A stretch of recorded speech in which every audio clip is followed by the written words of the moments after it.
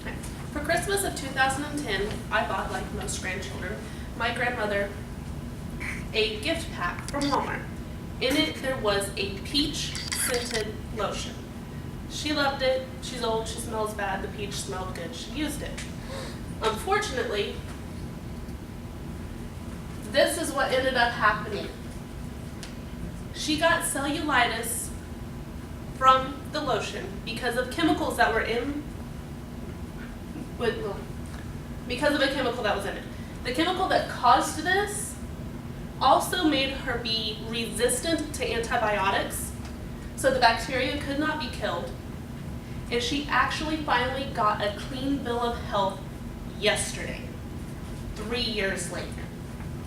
She will always have scarring, she will always have some level of redness, and there will always be a certain level of pain.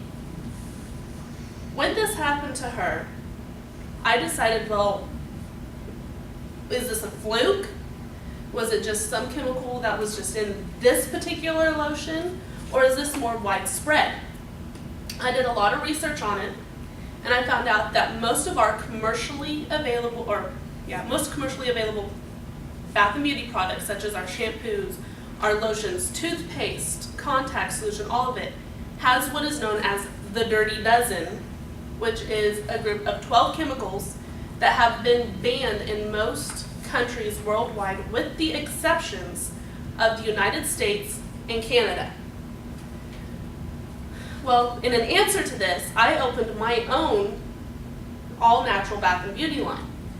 And my grandmother is able to use it, as well as other people, because it has none of these chemicals. And there are several people, if you go to places like Etsy.com or flea markets, that have all-natural products.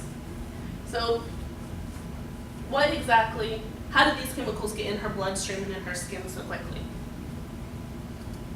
I asked her dermatologist, or the dermatologist PA, which was Crystal Dow, or Dow, depending on who you're talking to. And she said that within 2 seconds of putting lotion on our skin, just rubbing it in, it sinks down and it's already in the epidermis. And then within another 5 seconds, it's already in the dermis, which is, as you can see, with our sweat glands, our sebaceous glands, and those chemicals are already having a profound effect. Within 10 seconds, it's already down into the fat tissues, it's getting in your bloodstream, and working down on into your muscles. So these chemicals, the quickest way to get any form of chemical, according to her, into your bloodstream is to put it on your skin, because it is our largest organ, and things sink in very quickly. So what are the Dirty Dozen? These are them. There are 7 of these that are known to cause cancer. Another 5 of them are endocrine disruptors. 3 of them have been directly related to reproductive and hormonal issues. And one of them, the coal tar dyes, actually have been known to contain traces of lead. And since that's most commonly found in hair dye, it sinks in around our brain, and it can cause mental issues. It can cause forms of Alzheimer's and dementia. They've actually done a lot of studies on this, according to the Environmental Earth News, which isn't exactly scientific, but that's where I got it.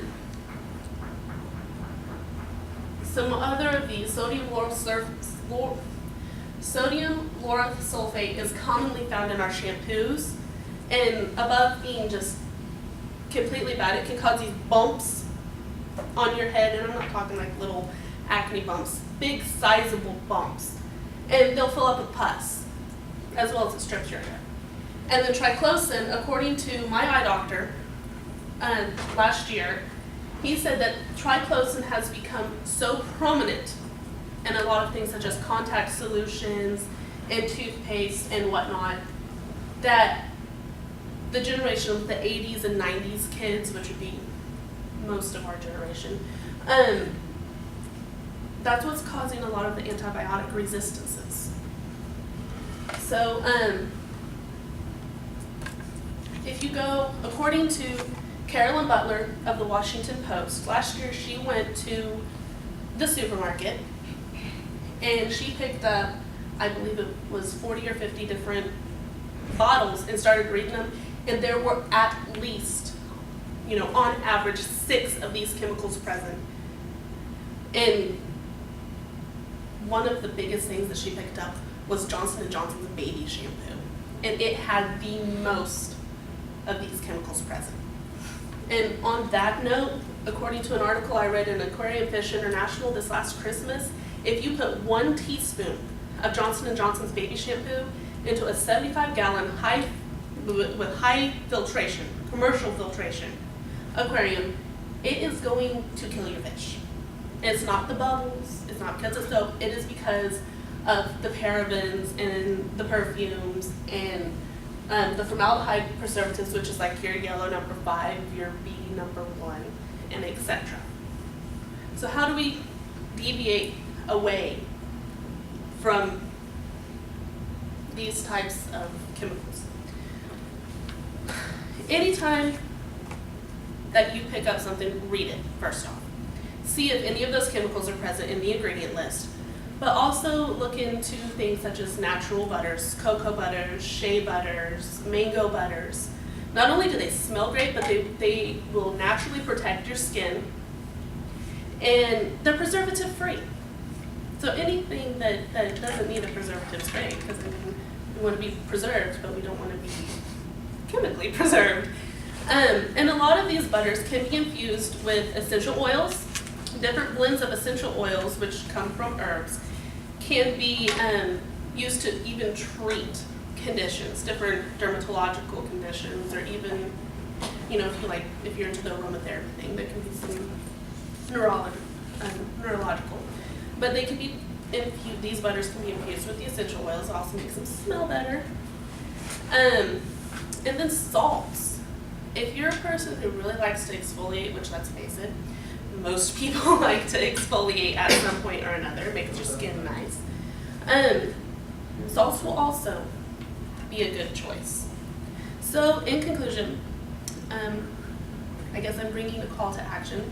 Just if all go home, look at the different products we have and see what kinds of chemicals are in it, and try to live a more chemical-free lifestyle. I think we would all be all the better for it.